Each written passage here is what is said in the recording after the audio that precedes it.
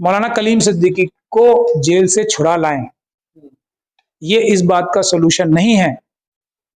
क्योंकि एक मौलाना कलीम सिद्दीकी को क्या, कल किसी दूसरे आलिम को बंद करेंगे, परसों किसी तीसरे आलिम को बंद करेंगे।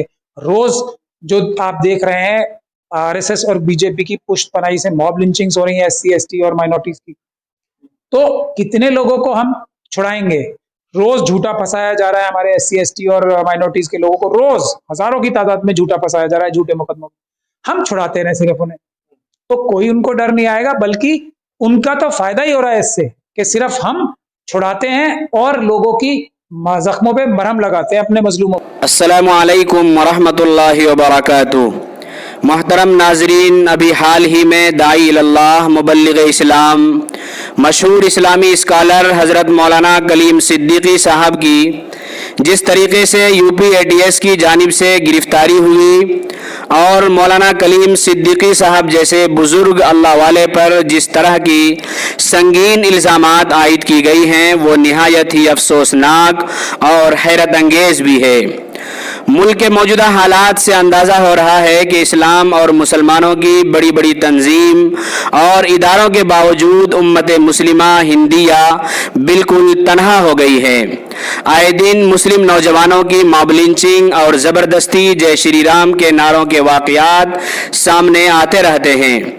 मॉब लिंचिंग का पुराना ज़ख़म भरने से पहले ही नया और दूसरा ज़ख़म लगा दिया जाता है। बेकसूर नौजवानों की गिरफ्तारी के वाक़यात लगातार और यके बाद दीगरे पेश आते रहते हैं। ऐसी सूरत हाल में सवाल यह है कि आखिर मॉब लिंचिंग और गिरफ्तारियों का ये सिलसिला कब ख़त्म होगा। नाजरीन, इस हवाले से एडवोकेट महमूद पराचा ने मुस्लिम कायदीन और सियासी लीडरान से एक इंटरव्यू के दौरान बहुत ही अहम और मुफीद बातें कही हैं। नाजरीन, महमूद पराचे की मुकम्मल वीडियो आपको सुनाता हूँ। इससे पहले आपसे दरख्वास्त है कि जो अहबाब हमारे इस चैनल पर नए आ रहे हैं वो चैनल को सब्सक्राइब कर लें और वीडियो को ज़्यादा से ज़्यादा शेयर करें। कई केसेस में देखा महमूद पराचा साहब के कामयाबी आपको मिली, खासतौर से दिल्ली दंगों के मामले में देखा हमने कि इस पूरे मुद्दे को लेकर आपने काफी कामयाबी ली है। पुलिस को भी काफी लताड़ा गया और सजाओं का भी वो रहा, उसमें जुर्माना भी लगाया गया, ये सब चीजें रही। लेकिन ये धर्मांतरण का जो एक मुद्दा है, इस पे जिस तरह से जमीयत उलमा आगे बढ़ी है, जमीयत उलमा ने सबसे पहले ऐलान कर दिया है कि जमीयत उलमा महाराष्ट्र मौलाना कलीम सिद्दीकी साहब का पूरा केस लड़ने को तैयार है। देखिए, दो बातें आपने पूछ ली, तो पहले दूसरी बात का जवाब दूं, फिर पहली बात का दूंगा कि कामयाबी हासिल की मुसलमानों के केस में, ऐसा नहीं है। मैं इसका जवाब बाद में दूंगा। दिल्ली दंगों के मामले में, हाँ, दिल्ली दंगों के मामले बुनियादी तौर पे मुसलमानों के थे। चलिए पहले पहली बात का ही जवाब दे दूं, तो मेरे ये वाले केसेस रिपोर्ट ज्यादा हो जाते हैं। मैंने अभी अंकित गुजर जो मर्डर किया है, जिसका जेल में जेल अधिकारियों द्वारा, उसमें अभी सीबीआई इंक्वायरी कोर्ट से कराई है। पुलिस के खिलाफ इतने जबरदस्त, और पुलिस और जेल ऑफिशियल्स को और डॉक्टर्स के खिलाफ इतनी जबरदस्त और खतरनाक टिप्पणियां की हैं माननीय हाईकोर्ट ने कि आप लोग अंदाजा नहीं लगा सकते। मैंने जो हमारे एससी एसटी के केसेस है, उसमें कितने ही केसेस में दिल्ली पुलिस के जॉइंट सीपी तक के खिलाफ मुकदमे दर्ज हो चुके हैं, एफआईआर हो चुकी है। तो ये हमारी कार्रवाई कोई जो नजर नहीं आ रही, वो 70% कार्रवाई है जो हमने एससी एसटी के लोगों के लिए और महिलाओं के केसेस लड़ते हुए पुलिस के अधिकारियों के खिलाफ, सरकारी अधिकारियों के खिलाफ मुकदमे दर्ज कराए। कोर्ट से बहुत अच्छे अच्छे ऑर्डर्स लिए, लेकिन वो पब्लिक डोमेन में नहीं है। अब मैं आपके दूसरे सवाल की तरफ आता हूं कि जमीयत उलमाए हिंद महाराष्ट्र ने जो कार्रवाई की है, मेरी बहुत ही आजिजाना गुजारिश है सभी लोगों से, ये इसका सोल्यूशन नहीं है। हम मौलाना कलीम सिद्दीकी को जेल से छुड़ा लाएं, ये इस बात का सोल्यूशन नहीं है। क्योंकि एक मौलाना कलीम सिद्दीकी को क्या, कल किसी दूसरे आलिम को बंद करेंगे, परसों किसी तीसरे आलिम को बंद करेंगे। रोज जो आप देख रहे हैं आरएसएस और बीजेपी की पुष्टपनाही से मॉब लिंचिंग्स हो रही हैं एससी एसटी और माइनॉरिटीज की, तो कितने लोगों को हम छुड़ाएंगे। रोज झूठा फंसाया जा रहा है हमारे एससी एसटी और माइनॉरिटीज के लोगों को, रोज हजारों की तादाद में झूठा फंसाया जा रहा है झूठे मुकदमों में, हम छुड़ाते रहे सिर्फ उन्हें, तो कोई उनको डर नहीं आएगा, बल्कि उनका तो फायदा ही हो रहा है इससे कि सिर्फ हम छुड़ाते हैं और लोगों की जख्मों पे मरहम लगाते हैं अपने मजलूमों के। असली सलूशन है सरकारी अधिकारियों के खिलाफ मुकदमे करना, उन पुलिस अधिकारियों के खिलाफ जो कि दिल्ली दंगों में देख लीजिए अमित शाह जी तक तार जाएंगे, जो राजनीतिक आका बैठे हैं उनके खिलाफ, और नीचे से शुरू करके जो पुलिस के अधिकारी हैं, जो सरकार के अधिकारी हैं, जो अपने राजनीतिक आकाओं के कहने पे ये कानून के खिलाफ जाके क्राइम्स कर रहे हैं। संविधान किसी को भी क्राइम करने की इजाजत नहीं देता, तो ये जो क्राइम्स कर रहे हैं उसको हम कोर्ट के संज्ञान में लाएं, इन लोगों के खिलाफ हम मुकदमे दर्ज कराएं, तब जाके डर पैदा होगा कानून का, संविधान का, अफसरों में जिन्होंने संविधान की शपथ ली है। भले ही अमित शाह जी फिर या कोई भी, मान लीजिए अमित शाह जी का ही नहीं, कोई भी मिनिस्टर या प्राइम मिनिस्टर या चीफ मिनिस्टर किसी भी पार्टी का हो, अगर वो सरकारी अफसरों को कोई गैर कानूनी आदेश देता है करने के लिए, बोल मजबूर करता है या लालच देता है, तो कोई भी अफसर उसकी बात नहीं सुनेगा, बोल देगा कि देखिए मंत्री जी हमें जेल नहीं जाना है, हम कानून नहीं तोड़ेंगे, हम वही काम करेंगे जो कानून कहता है। जब तक हम ऐसे इस लाइन पे काम नहीं करेंगे, इस डायरेक्शन में काम नहीं करेंगे, मैं नहीं समझता कि हम सही डायरेक्शन में काम कर रहे हैं। मलहम भी लगाएं, लोगों को छुड़ाएं भी, लेकिन ये काम है 25%, 75% काम ये है कि बेगुनाहों के खिलाफ जो सीटों पे बैठे लोग हैं वो अपने राजनीतिक आकाओं के कहने में, लालच में आके जुल्म, नाजायज काम ना करें, जुल्म ना करें, कानून को तोड़ के कार्रवाई ना करें। तो क्या ये जो बातें आपने कही हैं, जहां तक मैं समझ पाया हूं और जहां तक मेरे व्यूवर्स समझ पा रहे होंगे, तो इससे तो यही सवाल उठता है कि उमर गौतम और जहांगीर की रिहाई भी इसी वजह से नहीं हो पा रही होगी? 4 महीने मुकम्मल हो चुके हैं। बिल्कुल नहीं होगी, क्योंकि कोई डर ही नहीं है ना।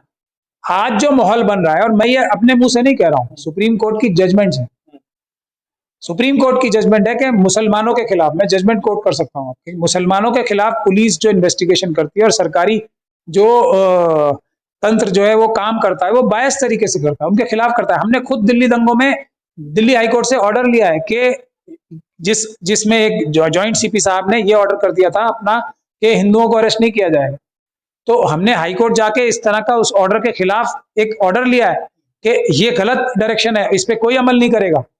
तो लेकिन ये सुप्रीम कोर्ट की भी जजमेंट है कि जहां भी इस तरह की घटनाएं होती हैं वहां पर पुलिस और प्रशासन जो है वो मुसलमानों के खिलाफ काम करता है, और जो दूसरे लोग होते हैं उनके फेवर में जाके काम करता है, और उन पे भरोसा नहीं किया जा सकता। तो ये मैं अपनी तरफ से नहीं कह रहा हूं बात, सुप्रीम कोर्ट की जजमेंट्स को कोट कर रहा हूं मैं। हमारे खुद के केस में जिसमें फाइन लगा है, ये बोला है ना कि पुलिस जो है मुलजिमों की, यानी कि जो आरएसएस और बीजेपी के मेंबर्स थे उनकी मदद के लिए सारी इन्वेस्टिगेशन कर रही है, ये सुप्रीम कोर्ट ने तक जजमेंट्स में बोला है। तो ये है इसका असली रास्ता। मेहरबानी करके अगर आप सब लोगों को, शेड्यूल कास्ट, शेड्यूल ट्राइब और माइनॉरिटीज के लोगों को कुछ इन ज्यादतियों पे, इन जुल्म पे और इन भयानक जुल्मों पे अगर जरा सी भी रोक लगानी, तो मेहरबानी करके जो बात हम कह रहे हैं उस पे अमल कीजिए। हम तैयार हैं इसमें लीड लेने के लिए, हमने किया भी है। हम चाहते हैं कि हमारी सब मदद करें और लोगों को हौसला दें कि इस लाइन पे काम किया जाए, संविधान को बचाया जाए, संविधान को इंप्लीमेंट कराया जाए। जब तक ये नहीं होगा, मैं नहीं समझता कोई भी उमर गौतम, कोई भी मौलाना कलीम, और इससे पहले सैकड़ों हजारों लोग जेलों में बंद हैं, उनको न्याय मिल सकेगा। कोई फर्क नहीं पड़ता मनुवादी मानसिकता के लोगों को आप इनको छुड़ा लें, कोई फर्क नहीं पड़ता उनको कि आप इनके घर बनवा के दे दें दोबारा। उनके पास करोड़ों घर और हैं जलाने के लिए, करोड़ों लोग और हैं मारने के लिए, करोड़ों लोग और हैं मजलूम SC ST OBC और माइनॉरिटी के लोगों जिन पे जुल्म करने के लिए। क्या फर्क पड़ रहा है उन्हें? आप छुड़ाते रहिए, वो मारते रहेंगे, वो और आप छुड़ाते रहिए, इससे कुछ फायदा नहीं होने वाला। यानी उनके खिलाफ कार्रवाई होनी चाहिए जो लोग जुल्म और ज्यादती कर रहे हैं। तो पहला स्टेप इसमें जाना चाहिए। पहला स्टेप नहीं, यही स्टेप सबसे अहम होगा।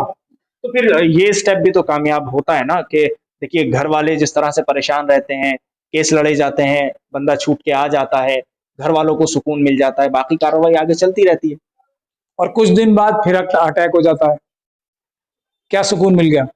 मैं ये नहीं कह रहा हूं कि ये ना करें, मैं आपको बता रहा हूं 25% काम ये करना चाहिए कि हमारे चोट लग गई है, उस पर मलहम लगाया। लेकिन जिस इंसान ने गोली चला के चोट लगाई है, गैर कानूनी तरीके से अपराध किया है, उसको नहीं पकड़ेंगे हम। उसके पास तो अभी हथियार भी हैं, उसके पास तो अभी मौके भी हैं, और मौके तो कभी भी फराम हो जाएंगे, वो फिर मारेगा। तो सिर्फ मलहम लगाना, मैं यही कह रहा हूं, मलहम भी लगाना जरूरी है। 25% आप मलहम लगाएं, 25% आप घर बनवाएं, इसमें ताकत लगाएं, लेकिन 75% फिर ऐसे काम होने ही बंद हो जाएंगे ना। आप बुनियादी बात मेरी समझने की कोशिश कीजिए। दोनों तरफ से काम करना है, लेकिन ज्यादा ताकत इस चीज पे लगानी है। और मैं ये समझता हूं कि ज्यादा ताकत लगाने की जरूरत इसलिए भी है कि अभी तक इस फील्ड में बिल्कुल कार्रवाई नहीं हुई। हम जिस तरह से कार्रवाई कर रहे हैं और उससे फर्क भी पड़ रहा है। आप दिल्ली दंगों का ही अभी लेटेस्ट एग्जाम्पल लीजिए, बहुत सारे पहले भी एग्जाम्पल है कि अब अदालतों को ये बात समझ में आने लगी है कि इस तरह का घिनौने अपराध पुलिस के कुछ अफसरों ने किए हैं, तो ऑर्डर्स देखिए आप कितने अच्छे आने लगे हैं। तो ये अगर हम इस बात को आप बिलफर्ज समझिए कि अगर हम, जैसे हम गुजरात में मौजूद नहीं थे, हम दिल्ली में भी हमारी जैसी टीम कोई मौजूद है, तो हमने ब्रेक लगाया इस पे, अदालतों को के सामने तथ्य रखे, तब अदालतें फैसला कर रही है ना। मैं थोड़ी कोई ऑर्डर कर रहा हूँ, अदालतें फैसला कर रही है ना। तो उमर गौतम मामले में क्यों कुछ नहीं हो रहा है? क्योंकि ये धर्मांतरण का मुद्दा है, इसलिए। धर्मांतरण का मुद्दा देखिए, बुनियादी तौर पे बात समझ लीजिए, धर्मांतरण का मुद्दा इलॉजिकल बात है सारी। इसीलिए मैं कह रहा हूं ना कि ये राजनीतिक रूप से अपराध हैं, ये मुकदमे दर्ज करना है। ये राजनीतिक वजहों से अपराध करके ये मुकदमे दर्ज किए जाते हैं। ये अपराध है अपने आप में। जैसे हमने दिल्ली दंगे में भी ऑर्डर लिया कि पुलिस के खिलाफ आप एफआईआर कराइए, इस केस में भी एटीएस के खिलाफ और उनके राजनीतिक आकाओं के खिलाफ एफआईआर दर्ज होनी चाहिए। हम कराने को तैयार हैं, लेकिन कोई आए तो सही। आप इस बात को समझिए, अपनी तरफ से खुला ऑप्शन दे रहे हैं कि आइए बात। मैं नहीं दे रहा हूं, मैं आपको कानूनी सलाह दे रहा हूं। हम लोग तो तैयार बैठे ही हैं। अगर कोई इस बात को लेके आएगा, जो तथ्य हमारे सामने आ रहे हैं प्रेस के माध्यम से, उसमें मुझे एक साफ नजर आ रहा है कि यूपी एटीएस के ऊपर मुकदमा दर्ज होना चाहिए। ये झूठा मुकदमा दर्ज करने का और इनको झूठा फंसाने का इन मुकदमा। यानी अगर परिवार वाले आपके पास आते हैं तो आप लड़ाई आगे बढ़ाने के लिए, लड़ने के लिए, यूपी एटीएस के खिलाफ मुकदमा करने के लिए तैयार हैं? बिल्कुल, कोई भी वकील तैयार होगा। जो वकील संविधान में भरोसा रखता है वो पहला काम ही यही करेगा। जो वकील तैयार हैं, क्योंकि आईएनएन चैनल के जरिए अगर परिवार ये वीडियो देख रहा होगा तो उन तक ये बात पहुंचेगी। मैं तो 100% नहीं 1000% तैयार हूं, और कभी भी तैयार हूं। मेरी तो बात ही छोड़ दीजिए, मैं तो हूं ही। ये बात तो दोहराने की या बताने की जरूरत ही नहीं है, मैं तो हूं ही। मेरे अलावा भी बहुत सारे वकील हैं जो, लेकिन आप जाके कहें तो सही, हमें ये चाहिए। संविधान को मानने वाले अंबेडकरवादी वकील अभी बहुत हैं, बचे हैं उसी वजह से, और वकील भी और अफसर भी और राजनीतिज्ञ भी अभी बहुत बचे हैं, उसी वजह से देश चल रहा है। बाबा साहब डॉक्टर भीमराव अंबेडकर को मानने वाले बहुत हैं, अभी सभी नहीं है बाबा साहब के खिलाफ मनुवादी सोच रखने वाले। तो हम लोग अभी बहुत हैं और बहुत काफी हैं, हमने साबित करके भी दिखाया। तो मैं ये कह रहा हूं, लेकिन रास्ता यही है, रास्ता यही है। जब तक ये रास्ता नहीं रखेंगे, आप हाथ नीचे करके सर झुका के पिटते रहेंगे, तो आपको मारा जाएगा, गैर कानूनी तरीके से मारा भी जाएगा, फंसाया भी जाएगा, आप पे हमले भी होंगे। तो इसलिए, और सबसे बड़ी बात जो मैं कह रहा था, आपने बीच में काट दी, कि ये ऑर्डर्स कोई मैं नहीं कर रहा हूं, ये हमारे दूसरे अंबेडकरवादी वकील जो है वो नहीं कर रहे हैं, वो ये ऑर्डर्स तो कोर्ट कर रही है ना। हम तो सिर्फ तथ्य रख रहे हैं। तथ्य जब कोर्ट के सामने सही तरीके से रखे जाएंगे, थोड़ी मेहनत ज्यादा लगती है, थोड़े एफर्ट ज्यादा लगते हैं, जरूर न्याय मिलता है। तो संविधान पे भरोसा रखें, भारत के सिस्टम पे भरोसा रखें, एकदम न्याय मिलेगा, चाहे कितने भी मुश्किल हालात हैं। डरे नहीं, आगे बढ़े, संविधान पे भरोसा रखें, हिम्मत करें। आप देखेंगे कि यही पुलिस वाले जेलों में जाएंगे और आप लोग वादी बन के खड़े होंगे, और ये पुलिस वाले जेल में होंगे। भारत के अदालतों में अब भी इतनी ताकत बाकी। बहुत बहुत शुक्रिया महमूद पराचा साहब, पूरे मुद्दे पर आईएनएन चैनल से बातचीत करने के लिए।